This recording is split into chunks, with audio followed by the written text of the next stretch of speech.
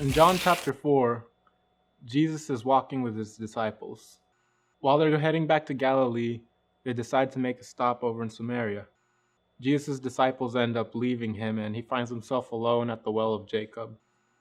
While there, this woman comes up and she starts getting water from the well. So Jesus talks to her and he asks her if she can give him a drink of water. In verse 9, we find this verse. It says, "The woman was surprised, for Jews refused to have anything to do with Samaritans. She said to Jesus, 'You are a Jew and I am a Samaritan woman. Why are you asking me for a drink?'"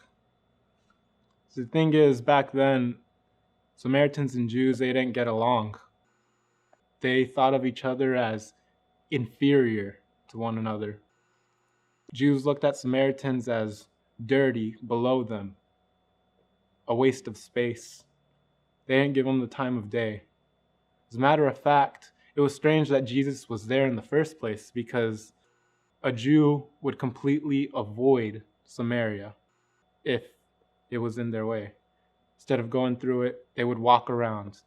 No matter how much time it added to their trip, no matter how many miles it added, that's how strong the hate between these two people were.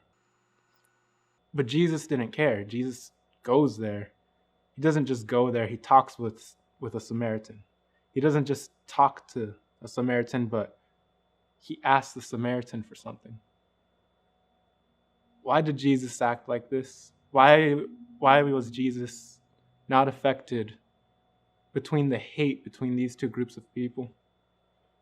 It's because he lived by these ideals that we find in Philippians chapter 2, verses 3 through 8. It says, "Don't be selfish. Don't try to impress others.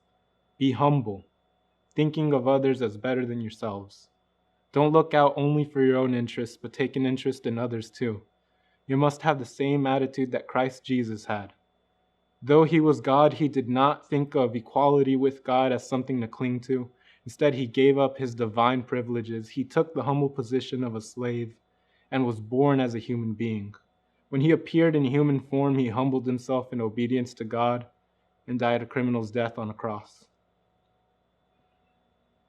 See, Jesus didn't care about how other people treated Samaritans. He didn't care about this stigma that they were below him.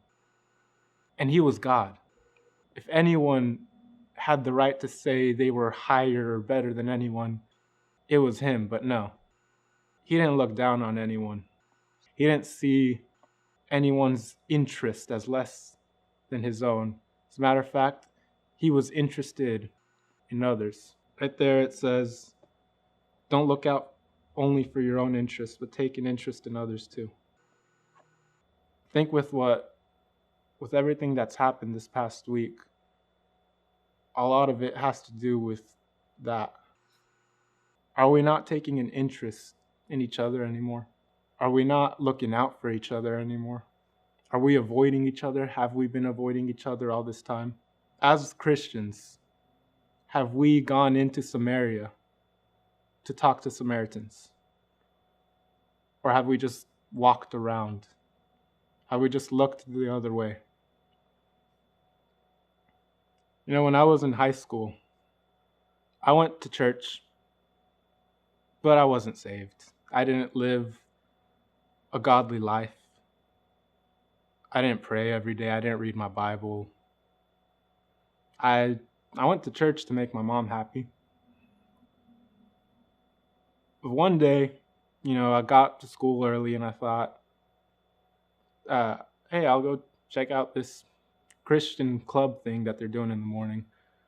So I went and I checked it out, and I was the only Latino there. And no one talked to me. No one said a word to me. No one came to talk to me about the gospel. I wasn't asked if I knew Jesus. So I ended up leaving. And I didn't get saved that day. But I could have. I could have been saved that day if someone had taken an interest in me.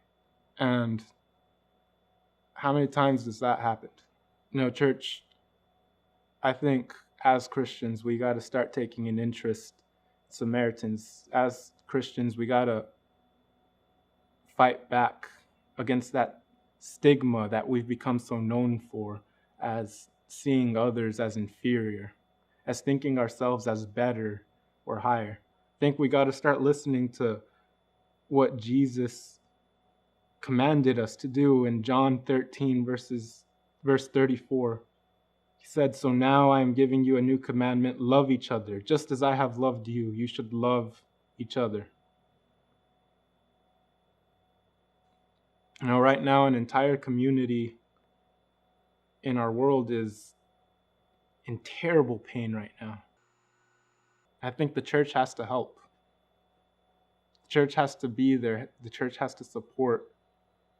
The church has to love. John chapter 13, the very next verse, verse 35 says, "Your love for one another will prove to the world that you are my disciples." Let's show the world that we are Jesus' disciples. Let's show God that we're not afraid to go into Samaria. Let's show God that we don't care what another person looks like, that we're willing to love them anyway, that we're willing to take an interest in them anyway. I'm praying for everyone affected in this, for everyone in pain in this.